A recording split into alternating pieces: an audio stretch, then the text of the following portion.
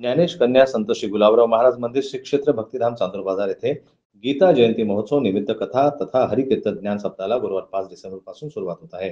5 डिसेंबर ते 12 डिसेंबर या कालावधीत चालणाऱ्या कथा तसेच हरिकीर्तन ज्ञान यज्ञ सप्ताहाला धार्मिक सामाजिक संगीत अशा मोठ्या कार्यक्रमांची रेलचेल राहणार आहे.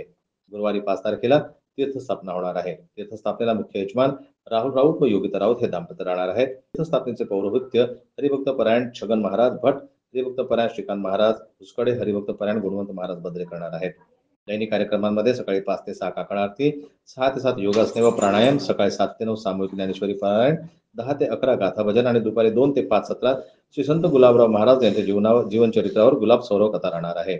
कथा प्रवक्त्या हरिभक्त परायण डॉक्टर नयना बच्चू कडू 5:30 ते 6:30 या सायंकाळी हरिपाठ, रात्री 7 ते 9 हरिकीर्तन राहणार आहे. मंगळवारी 10 तारखेला सकाळी 10 ते 11 भक्तिरंग कार्यक्रम सादर होणार आहे. सादरकर्ते विदर्भातील नामवंत कलाकार सोपानदेव पळसपगार, गोपाल डोंगरे, अनुराधा डोंगरे, रितेश चोंडके व संच. दुपारी 11 ते 12 पुरस्कार प्रदान सोहळा होणार आहे. यावेळी श्री ज्ञानेश कन्या पुरस्कार, शाहीद स्मृती पुरस्कार, उत्तम शेती पुरस्कार, उत्तम युवा शेती पुरस्कार, उत्तम महिला शेतकरी पुरस्कार हे नामवंत पुरस्कार प्रदान करण्यात येणार आहेत. बुधवारी 11 तारखेला मोक्षदा एकादशी निमित्त दिंडी पालखी नगर प्रदक्षिणा होणार आहे.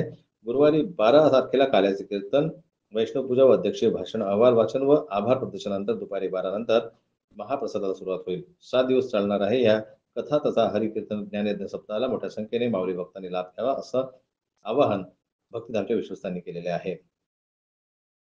जन्मला न्यूज करता मयूर खापरे यांची रिपोर्ट, चांदूर बाजार.